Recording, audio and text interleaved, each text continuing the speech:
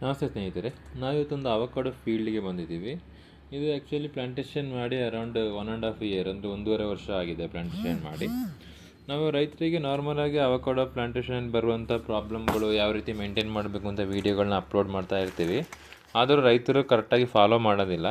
Follow ಮಾಡಲಿಲ್ಲ ಅಂದರೆ ಯಾವ ರೀತಿ ಪ್ರಾಬ್ಲಮ್ಗಳು ಬರುತ್ತೆ ಅಂತ ನಾನು ಈ ವಿಡಿಯೋದಲ್ಲಿ ತೋರಿಸ್ತೀನಿ. ಇದು ಆ್ಯಕ್ಚುಲಿ ಆ್ಯಶ್ ವೆರೈಟಿ ಇದು ಫಾರ್ಮಿಂಗ್ ಮಾಡಿರೋದು. ಇದರಲ್ಲಿ ಸೀಡ್ ಪ್ಲ್ಯಾಂಟ್ ಅಂದರೆ ಗ್ರಾಫ್ಟಿಂಗ್ದು ಕೆಳಗಡೆ ಬ್ರ್ಯಾಂಚ್ ಬಂದುಬಿಟ್ಟು ಅದು ಸೀಡ್ ಪ್ಲ್ಯಾಂಟಾಗಿ ಕನ್ವರ್ಟ್ ಆಯ್ತಾ ಇದೆ. ನಾವು ಯಾವುದೇ ಪ್ಲಾಂಟೇಷನ್ ಆದಮೇಲೆ ಅದ್ರ ಕೆಳಗಡೆ ಬ್ರ್ಯಾಂಚ್ ಅಂದರೆ ಗ್ರಾಫ್ಟ್ ಆಗಿರೋ ಏರಿಯಾದ ಕೆಳಗಡೆ ಯಾವುದೇ ಬ್ರ್ಯಾಂಚಸ್ ಬಂದರೆ 1 ಇಯರ್ ಅಪ್ ಟು 1 ಇಯರ್ ಗಂಟ ನಿಮಗೆ ಕಟ್ಟಿಂಗ್ ಮಾಡಬೇಕು. 1 ಇಯರ್ ಆದಮೇಲೆ ಆ ಥರ ಯಾವುದೇ ಕಾರಣಕ್ಕೂ ಬ್ರ್ಯಾಂಚಸ್ ಬರಲ್ಲ. ಆ ಥರ ಮಾಡಲಿಲ್ಲ ಅಂದರೆ ಏನಾಗುತ್ತೆ ಅಂದರೆ 3 ವರ್ಷಕ್ಕೆ ನಿಮಗೆ ಹೀಲ್ಡಿಂಗ್ ಬರಲ್ಲ. ಈಗ ಆ್ಯಶ್ ವೆರೈಟಿ ಪ್ಲಾಂಟೇಷನ್ ಮಾಡಿದರೆ ಅದು ಲೋಕಲ್ ಸೀಡ್ ಪ್ಲ್ಯಾಂಟಾಗಿ ಕನ್ವರ್ಟ್ ಆಗುತ್ತೆ, ಲೋಕಲ್ ವೆರೈಟಿಯಾಗಿ. ತುಂಬ ಜನ ಕಂಪ್ಲೇಂಟ್ ಮಾಡ್ತಾರೆ, ಇದು ಒಂದು ಸ್ವಲ್ಪ ಪ್ಲಾಂಟ್ಗಳು ಫ್ರೂಟಿಂಗ್ ಆಗಲ್ಲ ಅಂತ. ಅದೇ ರೀತಿ ಗ್ರೀನ್ ಬಲ್ಬು ಪ್ಲಾಂಟೇಷನ್ ಮಾಡಿದ್ದು 1 ವರ್ಷ ಆದಮೇಲೆ ಈ ಥರ ಆಗಿದ್ದರೆ ಗೊತ್ತಾಗಲ್ಲ, ಯಾವುದು ಲೀಫಲ್ಲಿ ಕಂಡುಹಿಡಿಯೋಕ್ಕಾಗಲ್ಲ. ಈಗ ಆ್ಯಶ್ ಅವಕಾಡೋ ಬಂದುಬಿಟ್ಟು ನಿಮಗೆ ಆ್ಯಶ್ ಅವಕಾಡೋ ಗ್ರಾಫ್ಟೆಡ್ ಪ್ಲಾಂಟಿಗೂ ಕೆಳಗಡೆಯಿಂದ ಬಂದ ಬ್ರ್ಯಾಂಚಿಗೂ ವೇರಿಯೇಷನ್ ಇರುತ್ತೆ, ಲೀಫಲ್ಲಿ ವೇರಿಯೇಷನ್ ಇರುತ್ತೆ. ಅದನ್ನು ಫೈಂಡ್ ಔಟ್ ಮಾಡಿ ನಾವು ಕಟ್ಟಿಂಗ್ ಮಾಡ್ಬೋದು. ಅದೇ ಗ್ರೀನ್ ಬಲ್ಬಲ್ಲಿ ಇದೇ ರೀತಿ ಬಂದಿದ್ದಾಗ ಆಫ್ಟರ್ 1 ಇಯರ್ ಆಗಿದ್ದರೆ ಗ್ರಾಫ್ಟೆಡ್ ಏರಿಯಾನು ಗೊತ್ತಾಗಲ್ಲ.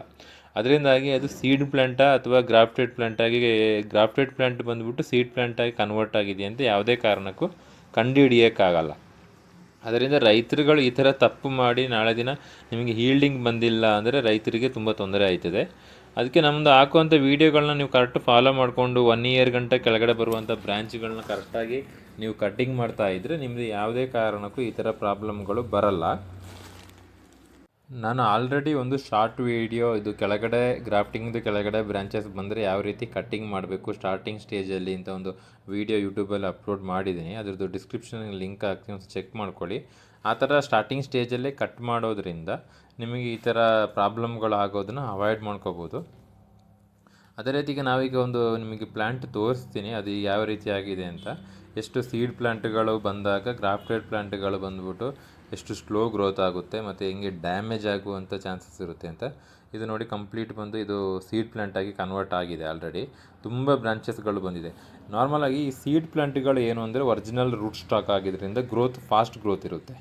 ಅದಕ್ಕೋಸ್ಕರ ಇದು ಗ್ರಾಫ್ಟೆಡ್ ಗಿಡಗಳನ್ನ ಏನಕ್ಕೆ ಸಾಯಿಸುತ್ತೆ ಅಂದರೆ ಅದು ಚೆನ್ನಾಗಿ ಗ್ರೋತ್ ಆಗುತ್ತೆ, ಇದು ಸ್ಲೋ ಗ್ರೋತ್ ಇರುತ್ತೆ. ಅದಕ್ಕೆ ನೀವು ಸ್ಟಾರ್ಟಿಂಗ್ ಸ್ಟೇಜಲ್ಲಿ ಕಟ್ ಮಾಡಿದಾಗ ಮಾತ್ರ ಗ್ರಾಫ್ಟ್ ಗಿಡಗಳು ಚೆನ್ನಾಗಿ ಬರೋಕ್ಕೆ ಚಾನ್ಸಸ್ ಇರುತ್ತೆ. ಈಗ ನೋಡಿ, ಗ್ರಾಫ್ಟೆಡ್ ಗಿಡಗಳು ಎಷ್ಟು ವೀಕ್ ಆಗಿದೆ ಅಂದರೆ ಆ 3 ಬ್ರಾಂಚಸ್ ಬಂದಿರೋದ್ರಿಂದ ಸೀಡ್ ಪ್ಲ್ಯಾಂಟದು ಇದು ತುಂಬ ವೀಕ್ ಆಗಿದೆ.